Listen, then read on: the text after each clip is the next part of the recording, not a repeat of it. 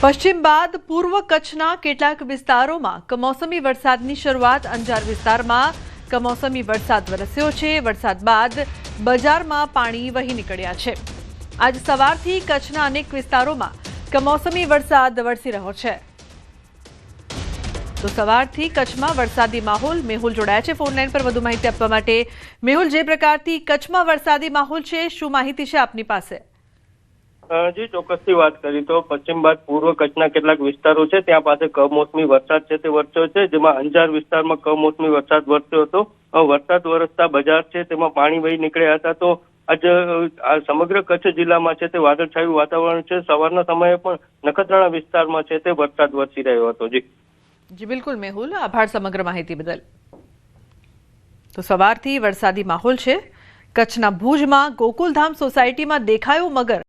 ભુજ નજીક આવેલી સનસિટી પાસેની ગોકુલધામ સોસાયટીમાં મોડી રાત્રે અચાનક મગર દેખાતા સ્થાનિકોમાં ભયનો માહોલ જોવા મળ્યો।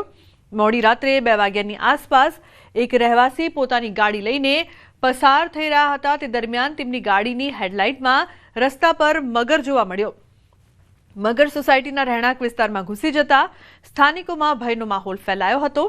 સોસાયટીના રહેવાસીઓએ આ વિસ્તારમાં લાઇટ લગાવવા માટે નગરપાલિકાને અનેક વખત રજૂઆતો કરી હોવા છતાં કોઈ કાર્યવાહી કરવામાં નથી આવી।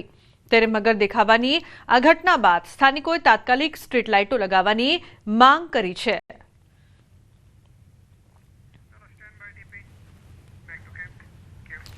સુરત જિલ્લાના ઉમરપાડા તાલુકાના દેવઘાટ ધોધમાં એક યુવક ડૂબ્યો। 42 વર્ષીય યુવક મિત્રો સાથે ફરવા આવ્યો હતો। ઊંડા પાણીમાં ડૂબી જતા મોતને ભેટ્યો।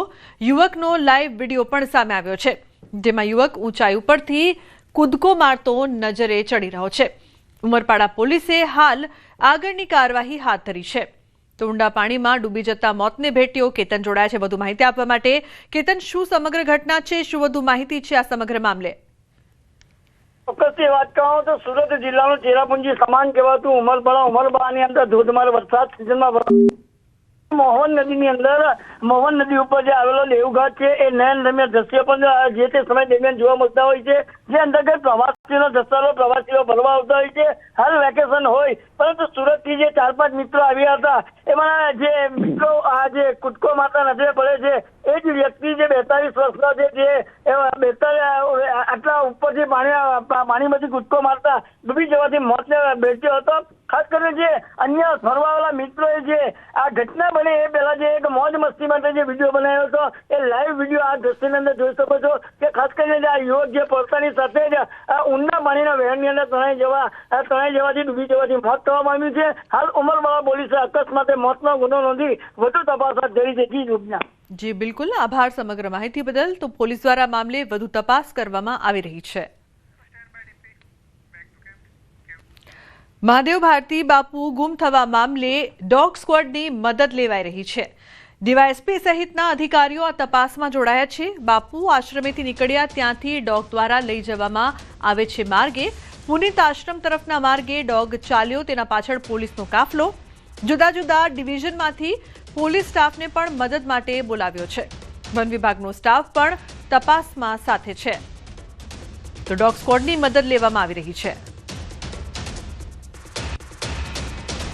મહાદેવ ભારતી બાપુ ગુમ થયાના મામલે હવે ડોગ સ્ક્વોડની મદદ લેવામાં આવી રહી છે। જોઈ શકો છો કે પોલીસની જે ડોગ સ્ક્વોડ છે તે હાલ જ્યાં મહાદેવ ભારતી બાપુ જે રસ્તા તરફ ગયા છે ત્યાંથી આશ્રમેથી આ ડોગ સ્ક્વોડની ટીમ દ્વારા તપાસ કરવામાં આવી રહી છે। અને ખાસ કરીને હાલ ડોગ સ્ક્વોડની ટીમ છે તે રૂટ પર જઈ રહી છે। બીજી તરફ આપ જોઈ શકો છો કે આ જે ડોગ છે તેની મદદથી હવે બાપુ કઈ તરફ વળ્યા છે તેની મદદ લેવામાં આવી રહી છે। ડીવાયએસપી સહિતના અધિકારીઓ છે તે હાલ આ ડોગ સ્ક્વોડની ટીમની સાથે છે। વન વિભાગનો સ્ટાફ છે અને પોલીસની જે જુદા જુદા ડિવિઝનમાંથી કર્મચારીઓને પણ હાલ અહીં તૈનાત કરી દેવાયા છે અને સેવકગણ છે તે પણ હાલ આ જે તપાસની અંદર સાથે જોડાયું છે। અમર બખાઈ, ન્યૂઝ 18 ગુજરાતી, જૂના।